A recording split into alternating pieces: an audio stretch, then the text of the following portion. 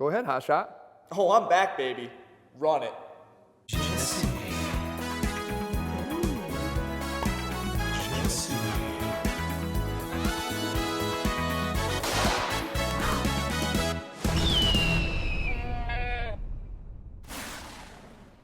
Are you serious? Oh, I'm dead serious. That's the best one yet. Look, guys, it's Jeff Cavalier, ATHLEAN-X.com, and he is back. Anybody that was worried out there that he was actually gone, no, Jesse's still here. And by the way, who filmed that last video? My replacement. Oh my God. You gotta keep the head in the frame. Oh, yeah, I know. You missed me. I'm actually glad Jesse's back. But it's actually more than just Jesse being back. Today we're talking about Jesse's back. Right? We're talking about, from a hard gainer perspective, a skinny guy, what can you do to build your back? Because I think what happens a lot of times with skinnier guys is that they don't oftentimes focus on building their back. The first thing they do is they try to focus on what they see in the mirror, bigger chest, bigger biceps, whatever it is, and they're not really focusing on building a bigger back. But we know how important a bigger back is, especially when we talk about what Jesse was dealing with, and that was postural issues. Bad postural issues, like right? that. Really like that. And a lot of times people will develop that if you're a skinnier guy, because if you're self-conscious at all and you sort of adopt this posture, Yeah, right? a lot of insecurities. Like Jesse, you can see him right here in the 3 sets of 12 video. Staring right into your soul. And staring into the soul. Now he's overconfident, which is why he got thrown into the quantum realm in the first place. No, for real, he's actually built confidence as he's built the back, right? So what I want to do is go through what you do to build your back, right? Specifically, what are you doing? So in a particular workout, either whether you're doing a bro split, whether you're doing a push-pull leg split, which is really more often what you're doing, what's your mindset when you do your back training? So my mindset is that I always have a staple exercise, and that's the deadlift. I always deadlift, no matter what kind of back day I'm doing, whether it's pull or whether it is a straight back or whatever. I find that it's great for increasing strength, and it's also, again, allowed me to work on my posture, and it strengthens my low back, which is really important because he had a weak low back, which I think was actually some of the root of his problem, starting down low, carrying right up the kinetic chain. So, all right, so the deadlift, staple of the workout. Next thing, you got a choice. Yes, right? There's always a choice on this one.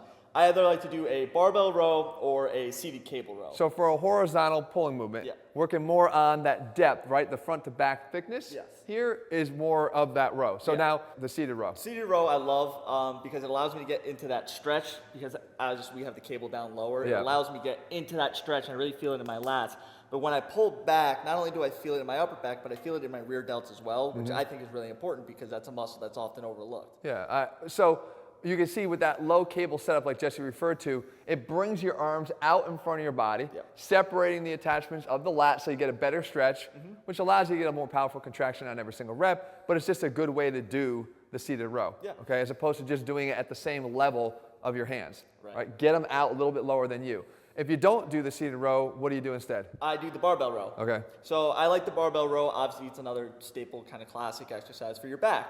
But I like that it reinforces the strength of the lower back because you have to sit, back, and with a weak low back, you're not going to be able to, handle that position really well while you're pulling the weight up. So I've talked about when it comes to the barbell row, how important it is actually as an exercise to learn the hinge. Yeah. Right, because if you hinge properly, then you're going to be able to carry that barbell in the right position to bring it up towards your chest without being too far in front of you, because when the barbell gets out in front of you, that's when it starts to put extra strain on your low back. But if you can learn how to hinge and sit back into that row, that's when you actually start to see those, the proper mechanics pay off in terms of being able to do the exercise without any of the negative side effects. Correct. And again, I like to alternate when I'm doing these. I don't do them on the same day. I like to alternate whether it's one or the other there. it's one or the other, right. And I go back and forth. Thirdly, now you went horizontal, then now you're working vertical. So you have a choice there too. Another staple exercise is the pull-up, obviously. It's always great to be pulling your own body weight up.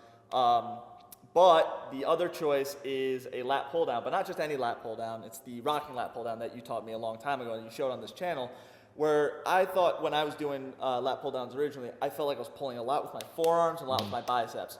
Allowing my lats to really take over on that movement, I think has made a whole bunch of difference in the size of my lats and the width of them, as well as just getting that mind-muscle connection. You have to actually use the muscle it is that you're trying to grow. And I say that a lot of times. If you focus on initiating the move with the muscle you're trying to grow, you'll actually be surprised at how much you can make it grow.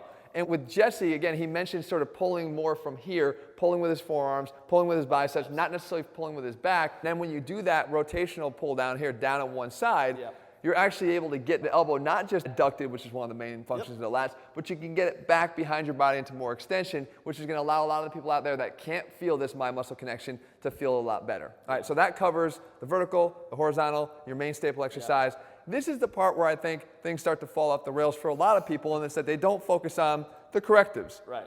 And in Jesse's case, when it was a postural imbalance that was sort of setting off a whole cascade of negative side effects with all of his lifting, that was a staple exercise too. Yeah. And those actually all are done in every time that you're training. Every single time I train. So the first one up is the carry. Carry. I like to grab a pair of heavy dumbbells, sometimes a trap bar, sometimes kettlebells, and honestly, even plates when I'm moving them to and from the bar.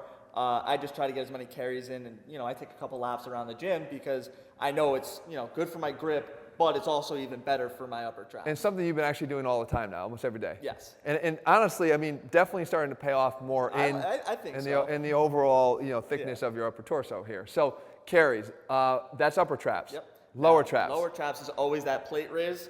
I like getting it overhead and then tilting it forward. It's almost like peeking through the window. I think that's been great for lighting up my low traps, and it's just made me a little bit more strong in the rest of my lifts. So lower traps, for those of you who haven't been doing enough lower trap work, crucial for establishing good posture and good biomechanics of the shoulder whenever your arm goes up overhead. Yeah. So the trap raise does that, and you can see the lower traps. Remember, they're a kite-shaped muscle, guys. So we're not just working on the top part here with the carry, but you got to work on the lower part here too. And again, the benefits that they provide in terms of the structural integrity and stability of your shoulder are so important that you can't overlook them. So the trap raise is what Jesse uses. Then you have one last one here to focus on your low back because, again, some of your root issues were at low back weakness. Yeah. This is the hyper row. This is great for my low back. Has made it a lot stronger. And as you've told me before, a strong low back equals a strong upper back. Well, so the point here and why I think this is a good exercise, the low back doesn't just feed up to the thoracic spine and posture and everything else, but the back sets the stage. You even hear guys like Greg Jennings say, I put the team on my back. When you got a strong back, everything else sort of starts to fall in line. Yeah. And I think that if a hard gainer, someone who's skinny, maybe even dealing with some confidence issues, goes and they start to train their back just because they can't see it directly in the mirror. Yeah. They start to train their back. A whole cascade of good things start to happen. It's true. Right? So. And if you're ever worried about seeing what your back looks like, just take your phone out, hold it in front of the mirror. You'll be able to see it. Jesse's so experienced in shooting selfies in the mirror. I'm so vain these days, so arrogant. That's so why I got arrogant. snapped out. I'm looking for Josh Brolin to come back again and snap his ass right out of here again. He's already annoying me. All right, look, I'm glad you're back. Thank I'm you. glad that this video actually looks like it's filmed, with us in it. Yes. So guys, if you're looking for programs that will help you to not just build the confidence, but to build the body, most importantly, you can head over to ATHLEAN-X.com, realize that you're going to do it the right way. You're going to build not just your body, but you're going to learn how to do it with our corrective exercises worked in to make sure that nothing gets overlooked. They're all available at ATHLEAN-X.com. In the meantime, if you found the video helpful, if you're glad he's back, leave your comments and thumbs up. If you liked this intro, if you love the intro, leave your comments and thumbs up below. In the meantime, if you haven't already, click subscribe and turn on notifications so you never miss a new video when we put one out. All right, guys, see you soon.